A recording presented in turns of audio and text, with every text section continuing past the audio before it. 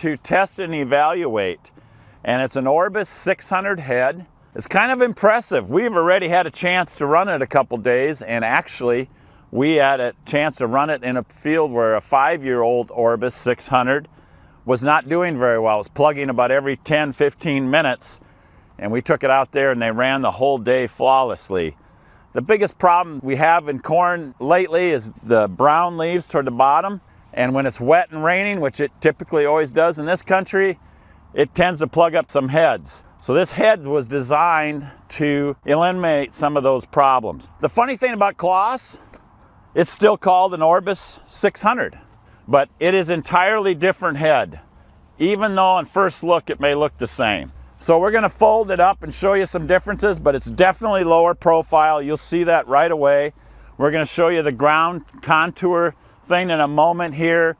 As we drive it around, you'll be able to see how the contour works. It's pretty slick. It's designed into the head, so the whole head controls the height. You never have to do it from the operator station. They changed a little bit where it feeds into the feed rolls. That's distinctly different than the old Orbises. If you notice them, we call them Christmas trees, and little towers there. You will notice that that's all open. On the old heads, that wasn't open, and could be a problem with brown leaves, the dead brown leaves in the bottom, especially chopping in the rain. We're going to flip the wing up and show you some of the details underneath. Okay, so now we flipped up the wing a little bit, and if you watch some of the folding, this head is actually even smarter than you are, because what it does is CLAAS has already pre-programmed the head. If you just switch choppers or you switch grass head, come back to the corn head, it knows exactly what your end stops are. It remembers them. Pretty cool feature. It also remembers all your settings. And I don't know if you noticed while we were folding, the other cool thing it does is if you push the fold button and it tells the chopper it's not in the right position, it automatically raises it, so that's in the right position to fold and to transport. Likewise, on the unfold, it does the same thing. One of the things it's trying to compensate for is it doesn't want you screwing these things up.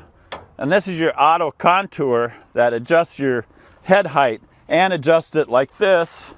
At the same time, it adjusts the height and keeps you from scalping this. And we'll show you this in a little bit on this uneven ground. The biggest changes they made to get it low profile is this modular design. It looks nothing like our old Orbis heads. So how did they do that? How did they get that so they could get this thing so low profile, which helps in down crops? Well, they did that by concaving this cutting disc. So that's the biggest change. The slip clutch in here is still really easy to change. You can do it taking out 4 bolts. A salesman like myself could take that in and out. That's been updated. It's a newer style again.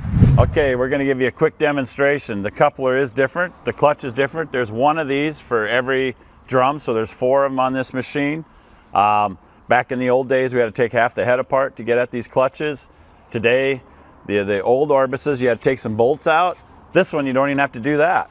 Even I can do this one if I don't drop the most important part. So all you do is slide this coupler ahead. There's a button on here, slide it all the way ahead. Keep this piece in there, and now you're ready to remove the clutch. And that's all you got to do. And you just throw another one in, or you could rebuild this one. They are rebuildable. There's kits for them, but they keep making these better and better, so you're probably not going to have to, but this is even slicker yet. It's easy to change in the field, so you just slide this back in. 1000 PDO shaft. Obviously, if you're changing on the machine, you're underneath the machine to do the 2 underneath, you never have much fear of dropping this part. But even if you drop it, you can fish it out of the cavity, which I may do again. There you go. Slide this back in, line up the holes there. You might have to edit some of this. Here we go. There we go. I just didn't do it in the right order. All you needed was a 13mm wrench to take the cover off.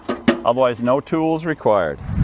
Probably the single biggest change they made to this head is these teeth. And that's what makes this head uniquely different. The teeth now are saw blades. When this head came in, I was a little concerned. They were kind of dull. I just thought, wow, I thought they'd be a little sharper. Ironically, after we ran it a day, we've already got 15 hours on this head. These things are sharp and they do the job. Really helps for grass. So the other thing that makes this head unique is it doesn't turn as fast as everybody else's head does.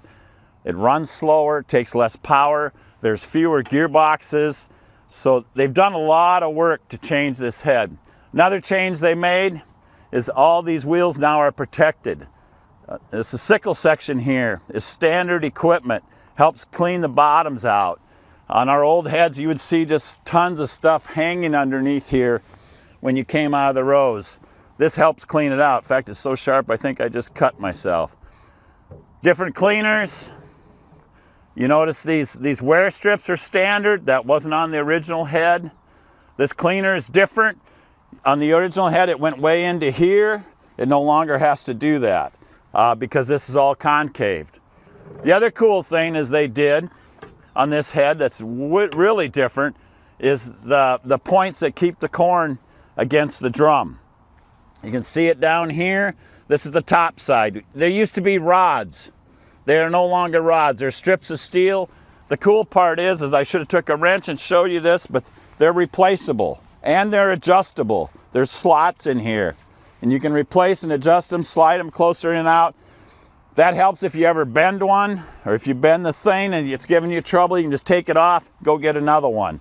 You don't have to take the whole thing off. Really big improvement. So the other thing that they did is the couplers are different. If you notice the quick couplers, the power drive is a whole different coupler setup. It slides over top. And then this is another important thing right here is the adjustment of the scrapers. You can do it right from here. The scrapers that slide against the drum so you don't get stuff stuck in between the drum are adjustable right here. They've changed some of this stuff as well. So